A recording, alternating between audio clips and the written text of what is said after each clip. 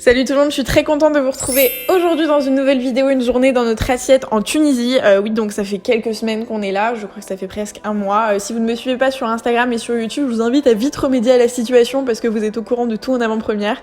Donc on est en Tunisie depuis quelques semaines et je me suis dit que ça pourrait être sympa de se parler bouffe parce que c'est quand même l'un des sujets que je préfère sur Terre et de vous montrer un petit peu ce qu'on mange en sortant un peu des stéréotypes et des clichés habituels.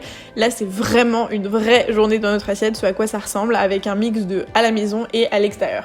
Donc là, pour le petit déjeuner, ce à quoi ça va ressembler, c'est globalement ce que je pourrais faire à Paris, avec juste des ingrédients un petit peu différents. Là, par exemple, je prends du miel à la fleur d'oranger, j'avais jamais goûté ça de ma life, et autant vous dire, c'est une tuerie. Donc je viens prendre ça. À Paris, par exemple, je mets de la confiture, du coulis, enfin bref, vraiment un peu ce que j'ai sous le coude. Et on avait acheté un super beurre de cacahuète, un peu organique, etc., qui était très très bon aussi, qui avait très bon goût. Et donc j'ai fait un test, je me suis dit, allez, mélange tout ce que t'as et vois ce que ça donne. Et franchement, c'était un délice, donc j'ai mangé ça pendant 3 semaines littéralement. Après, je venais prendre un petit yaourt, rien de plus simple, et je venais en gros mélanger le tout jusqu'à obtenir un truc un peu homogène. L'idée, c'est pas d'avoir de grumeaux, de quoi que ce soit. Donc je viens mélanger ça, et puis après je vais ajouter ce que j'ai aussi sous le coude. Ça fonctionne aussi très bien avec du fromage blanc, avec des yaourts aux fruits si vous voulez. Là c'est un yaourt nature, enfin bref, avec toute entre guillemets substance liquide ou semi-solide qui pourrait se marier avec le beurre de cacahuète et le miel. En parallèle, je fais chauffer l'eau pour le café de monsieur. Moi, je suis très compliquée sur les boissons et j'aime genre en gros que les jus frais, c'est-à-dire avec des vrais jus, et donc souvent je vais les prendre à l'extérieur. Là, on avait acheté 2 types de muesli, du coup un muesli aux fruits et un muesli aux amandes et au miel. Du coup, je mixe les deux parce que j'aime... En fait, j'ai un vrai problème, je sais pas si j'en ai déjà parlé, mais je déteste les trucs liquides. Genre, je peux pas manger de soupe, je peux pas manger de yaourt, je peux rien manger s'il y a pas d'éléments solides dedans. Donc du coup, obligée de mélanger avec des trucs bien croquants, bien croustillants et tout. Donc le muesli, le granola et ce genre de trucs, c'est vraiment genre... je suis obligée de le mettre à chaque fois. Une fois que ça c'est fait, on s'occupe du coup du petit café de monsieur. On n'avait pas voulu acheter de dosette, donc on a acheté du café soluble. Je vous dis vraiment rien de sexy, juste la vérité et les coulisses. Moi je déteste les boissons chaudes, donc c'était pas pour moi, mais on fait souvent ça, c'est soit l'un soit l'autre qui prépare, vous allez voir sur la suite. Y a pas de cliché de genre là non plus, c'est chacun fait quand il a envie et rend service à l'autre quand il veut, et sinon on échange quoi. Avec un petit peu de lait. Je crois que j'avais mis un petit peu de sucre aussi, et voilà. Et donc ensuite, on va prendre tout ça dans la chambre tranquillou pour se réveiller tout doucement. Et bien sûr, évidemment, parce que je suis madame catastrophe, je suis obligée de renverser la moitié des trucs quand je descends, parce que sinon ça serait pas drôle. Donc incognito, on nettoie tout ça. Et puis on va pouvoir commencer la journée avec une petite série, un petit déj, mais bien copieux, qui me tient bien jusqu'au midi sans aucun problème. Et c'est vraiment consistant, donc c'est vraiment un truc que je mange tout le temps. Et quand j'ai pas envie et quand on a la flemme, et ben on sort et on se fait des espèces de brunch qui coûtent rien du tout. Alors là c'est en dinars, mais quand vous faites la conversion, vous divisez par 3,5. Globalement pour 4€, tu te fais un vrai brunch qui coûterait genre 25€ à Paris, tu vois. Avec boisson chaude, là tu vois on avait un café, un chocolat chaud, un jus frais avec des vrais fruits, une corbeille avec des petits assortiments de viennoiserie qui sont délicieux, qui viennent de sortir du four. Et ça c'est le truc que je préfère sur Terre, ce moment où tu trempes ton croissant dans ton chocolat chaud. Ah mon dieu, bref, donc vraiment deux visions un petit peu différentes avec une vue sur la mer derrière, je sais pas si vous voyez les palmiers, mais globalement c'était assez sympa. Et avec des petits œufs, un peu de salade, enfin bref, un petit truc bien complet et qui vraiment coûte pas grand chose. Donc c'est vraiment ce qu'on aime faire ici, c'est se faire plaisir plus que ce qu'on pourrait faire en France. Parce que évidemment, comme je vous l'ai dit, le pouvoir d'achat est pas le même. Donc on profite comme on peut, et en l'occurrence ça c'est vraiment un truc qui nous fait plaisir, donc voilà.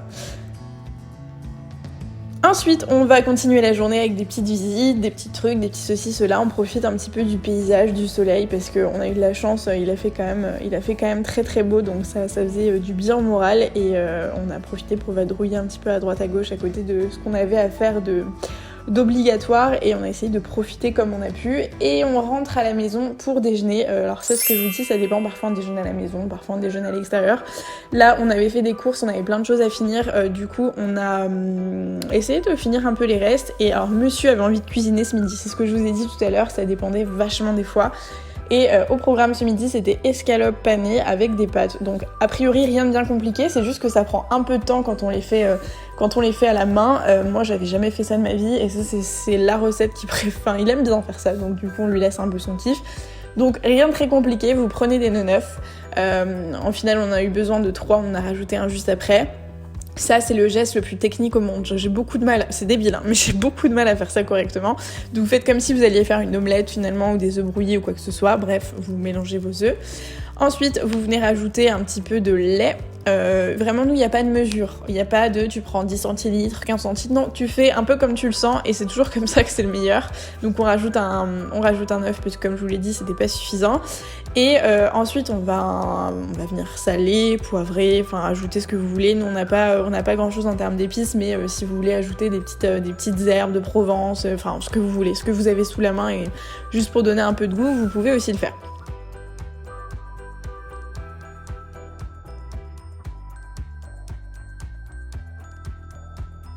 Je sais pas pourquoi il y a ce président en fond, ce petit fromage là, tu vois, cette espèce de vache qui rit qui est là à gauche et qui nous regarde, qui nous nargue, et j'ai pas compris. Écoute, parfois on a des petites surprises au montage comme ça, tu te dis mais qu'est-ce que ça fait là? C'est pas grave. Donc une fois que ça c'est fait, on met l'eau à bouillir pour préparer les pâtes, donc on fait tout ça un peu en parallèle. Ça c'est ma mission, rien de trop compliqué, rien de trop technique, je peux gérer. Donc tu mets des pâtes à cuire quoi, assez simple.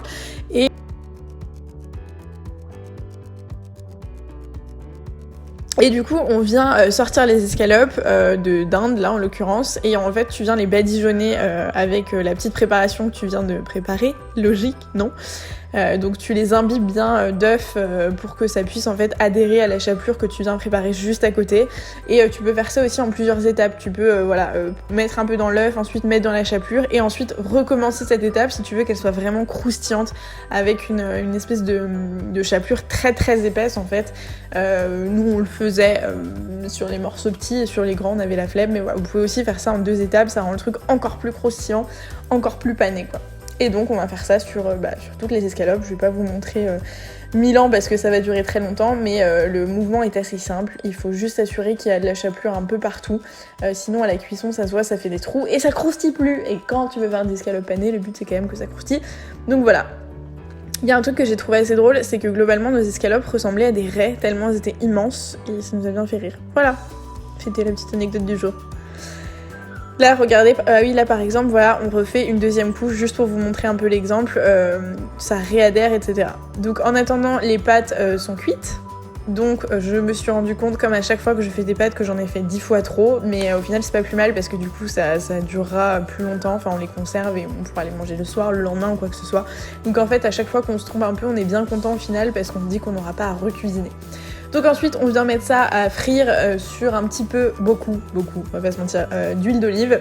C'est la cuisine méditerranéenne, tu vois, c'est pas très healthy, mais ça fait plaisir de temps en temps, donc voilà, tu fais frire ça et une fois que ça commence à dorer, c'est que c'est cuit, il faut mettre ça plutôt à feu doux parce que sinon ça cuit pas trop à l'intérieur. Et là c'était la petite technique du jour aussi, si vous ne voulez pas gaspiller ce qui vous reste, et nous en tout cas c'est notre cas, vous pouvez faire des espèces de beignets un peu comme des falafels, mais finalement sans, je sais pas quel ingrédient principal est dans le falafel, mais ça a la consistance du falafel, et voilà, c'est comme du pain un peu épais. Ça vous permet de ne pas gaspiller, de faire un petit truc à côté. Par exemple, si vous ne mangez pas de viande mais que quelqu'un chez vous prépare ça, et ben vous pouvez juste manger ça. Et c'est assez consistant aussi, c'est bien solide. Rien de compliqué à faire, c'est le mélange de la chapelure et des œufs. Vous le mettez à cuire pareil, un peu à feu doux. Vous laissez je pense 5-10 minutes et puis ça vous fait ce petit beignet. Vous voyez comme il est doué ce garçon, vraiment. On travaille tout aux mains, on travaille sans mesure, enfin bref, vous avez compris l'idée quoi.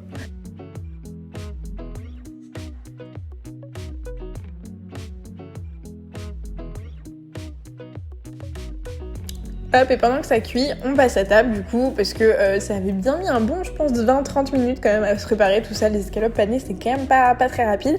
Et donc on mange tout ça avec beaucoup de citron. Vous avez vu, on dirait vraiment un poisson. C'est énormissime, bref. Et on mange avec cette jolie vue. Et pour le soir, eh ben on avait la flemme, et ça faisait partie de ces soirs où on avait juste envie de sortir et de se manger une bonne pizza. En l'occurrence, c'était le dernier soir à Tunis, donc on a envie de se faire plaisir.